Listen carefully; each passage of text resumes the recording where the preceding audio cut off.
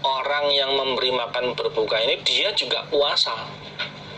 Nah, artinya tidak ada artinya kemudian kalau dia hanya memberi makan orang yang berpuasa sedangkan dia sendiri malah tidak puasa. Ya, tidak ada artinya. Maksudnya dia ya puasa dan dia kemudian sedekah makanan untuk berbukanya orang yang berpuasa. Ini juga menunjukkan bahwa sama-sama sedekah, kalau sedekahnya itu diberikan kepada orang yang beribadah, itu dapat kiriman pahala. Ya, berbeda dengan sedekah kepada orang yang tidak ahli ibadah atau tidak ibadah. Nah, ini juga menunjukkan bahwa sedekah kepada orang yang ahli ibadah itu pahalanya lebih besar daripada sedekah kepada orang yang tidak ahli ibadah.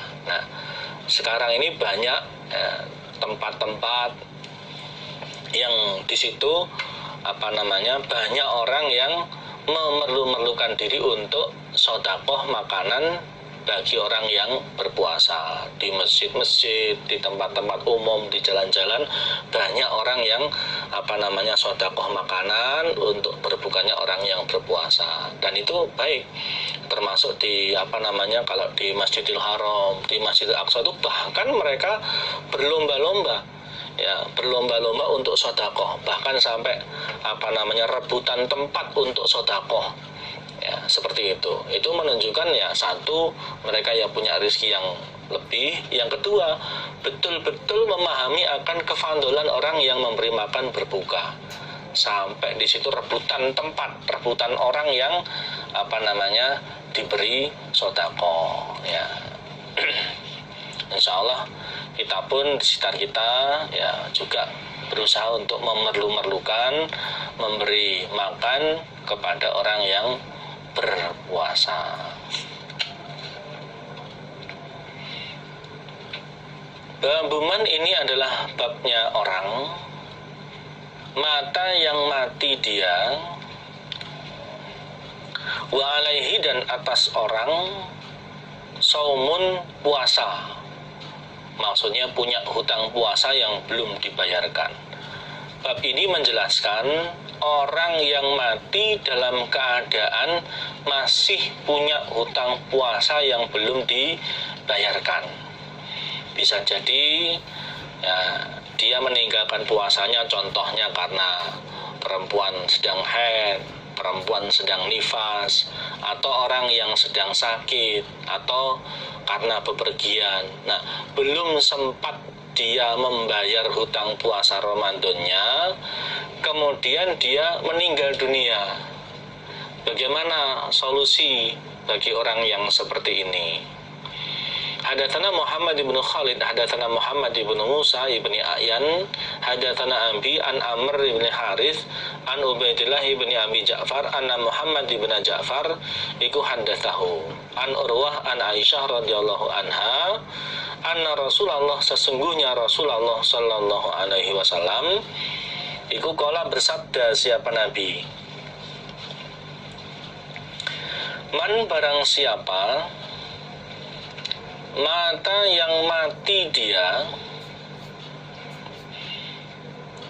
wa alaihi dan berat atasnya, wa alaihi dan berat atasnya, siamun utawi puasa, maksudnya punya hutang puasa Ramadan misalkan. Soma maka berpuasa, anhu dari man, siapa, waliyuhu walinya man. Nabi bersabda, barang siapa yang mati dan masih punya hutang puasa yang belum dia bayar, contohnya dia punya hutang puasa Ramadan, misalkan perempuan karena haid, karena nifas, ya, sehingga meninggalkan puasa Ramadan, atau mungkin orang yang sakit sehingga tidak mampu puasa, atau mungkin karena perjalanan sehingga meninggalkan puasa dan belum sempat membayar puasanya, ternyata kemudian dia meninggal dunia. maka walinya yang berpuasa untuk nyauri puasanya orang tersebut. Walinya atau keluarganya di situ yang berpuasa untuk menyauri hutang puasanya orang tersebut. Nah, hadis ini oleh Imam Bukhari diambil kesimpulan bahwa orang yang mati dalam keadaan masih punya hutang puasa, maka keluarganya yang membayar atau nyauri hutang puasa tersebut, ya, supaya dia tidak punya hutang puasa lagi. Dan supaya diketahui bahwa ada orang-orang yang karena keadaannya di situ sudah tidak terbebani ibadah, tidak diwajibkan untuk beribadah. Nah, orang yang seperti ini walaupun dia tidak ibadah termasuk tidak puasa, itu tidak dikatakan punya hutang. Contohnya adalah orang yang sudah pikun, ya, orang yang sudah pikun permanen. Ya, orang yang sudah pikun permanen seperti ini berarti dia sudah tidak berakal. Sedangkan salah satu syarat seseorang diwajibkan ibadah itu adalah berakal. Kalau dia sudah tidak berakal seperti ini, maka dia tidak puasa pun itu tidak dihukumi punya hutang puasa. Orang yang sudah pikun permanen itu tidak berkewajiban ibadah dan dia tidak mengerjakan ibadah itu tidak dihitung hutang, maka dia tidak puasa, tidak apa-apa, dan keluarganya tidak perlu membayar hutang atau membayar fidyah seperti itu. Contoh lagi orang yang gila ini dia sudah tidak ada akalnya, tidak berakal sehingga tidak berkewajiban untuk puasa seperti itu, ya. Tapi kalau keadaannya itu dia ya sehat, ya berakal, ya balik, maka ya otomatis wajib berpuasa. Dan seandainya tidak berpuasa karena udzur, contohnya sakit, contohnya bepergian, contohnya karena nifas, karena haid, nah di situ dihitung hutang puasa, ya. Maka ada orang-orang yang tidak puasa yang dihukumi hutang dan wajib dibayar. Kalau sampai dia mati belum terbayar maka keluarganya yang bayar. Ada orang-orang yang masih hidup, dia tidak diberi kewajiban puasa dan tidak perlu membayar fidyah dan tidak perlu bayar puasa, ya, dan tidak dihitung hutang seperti itu. Maka supaya diketahui seperti ini, ya. Ada juga orang yang tidak mampu puasa karena memang tidak puasa karena tidak mampu puasa dan di situ membayar fidyah, bayar tebusan. Contohnya orang yang sudah tua, yang kondisi fisiknya lemah, yang otomatis sampai kapanpun dia tidak akan mampu untuk mengerjakan puasa.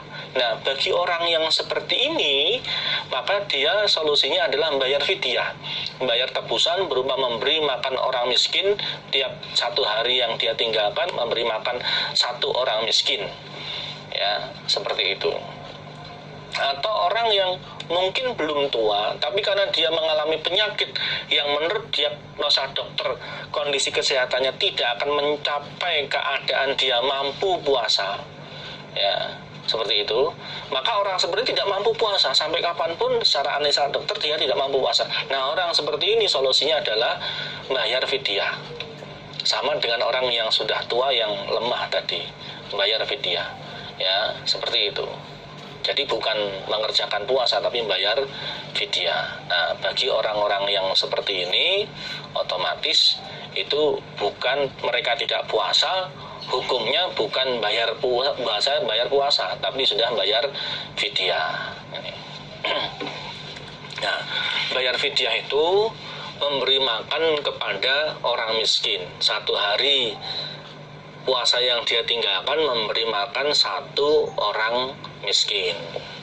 Orang miskin yang mana? Yang Islam dan yang paling dekat tempat tinggalnya dengan orang yang bayar fidyah tersebut, ya.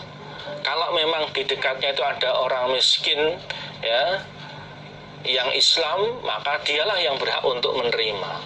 Seandainya di dekatnya tidak ada, ya, yang agak jauh, Ya misalkan satu RT nggak ada, berarti ya satu RW. Kok nggak ada ya satu kelurahan? Kok nggak ada ya satu kecamatan? Contohnya seperti itu. Ya, jadi fidyah ini diberikan kepada yang berhak, yaitu orang Islam yang duafa, yang miskin, yang paling dekat tempat tinggalnya dengan orang yang bayar fidyah tersebut. Nah, prakteknya dibayarkan kepada ulil amri dan harus diterima oleh orang miskin ini berupa bahan makan, tidak boleh berupa uang, tapi diberikan harus berupa bahan makan. Jadi seandainya orang yang bayar fidyah itu nitip kepada ulil amri, kepada pengurus berupa uang, ya tiap hari 15.000 atau sesuai dengan standar makan yang ada di tempatnya tersebut, nanti ketika diberikan kepada fakir miskin yang berhak, itu harus berupa bahan makan. Ya, harus berupa bahan makan, baik bahan makan yang masih mentah ataupun bahan makan yang sudah matang, yang sudah siap dimakan. Tidak boleh kemudian diberikan masih berupa uang. Kalau diberikan berupa uang berarti namanya bukan memberi makan, tapi memberi uang. Nah, aturannya memberi makan. Ya, maka nanti pengurusnya atau ulil amrinya yang kemudian seandainya si yang membayar fidyah ini memberikan titipan berupa uang, harus diwujudkan bahan makan baru diberikan kepada fakir miskin yang berhak untuk menerima, seperti itu. Tapi kalau orang dia itu mampu untuk puasa, dia ya Islam, dia ya berakal, ya seperti itu, mampu puasa kemudian tidak puasa, maka dihitung hutang puasa. Nah, kalau ternyata sampai mati dia belum bayar, maka keluarganya yang membayarkan dengan mengerjakan puasa, bukan dengan fidyah menurut hadis ini. Babut targhibi ini adalah bab yang menyenangkan, maksudnya pahala fi qiyami syahri Ramadan, di dalam berdiri bulan Ramadan. Maksudnya ibadah sunnah termasuk sholat lail, sholat tahajud di malamnya bulan Ramadan. Wama, dan babnya apa-apa ja'a yang datang opoma fihi, di dalam berdiri bulan Ramadan, minal fadli, dari keutamaan. Bab ini menjelaskan pahala di dalam berdiri di dalam bulan Ramadan. Nah, disunnahkannya mengerjakan ibadah sunnah, terutama sholat di malamnya bulan Ramadan. Dan bab ini menjelaskan keutamaan dari sholat atau ibadah di dalam bulan Ramadan. Hadatsana Abd bin Humaid hadatsana Abdul Razzaq akhbarana Ma'mar Ani Zuhri an Abi Salamah an Abi Hurairah, qala, berkata siapa Abu Hurairah, karena ada siapa Rasulullah sallallahu alaihi wasallam iku yuraghibu, menyenangkan siapa Nabi, menganjurkan siapa Nabi, fi qiyami Ramadan, di dalam berdiri bulan Ramadan,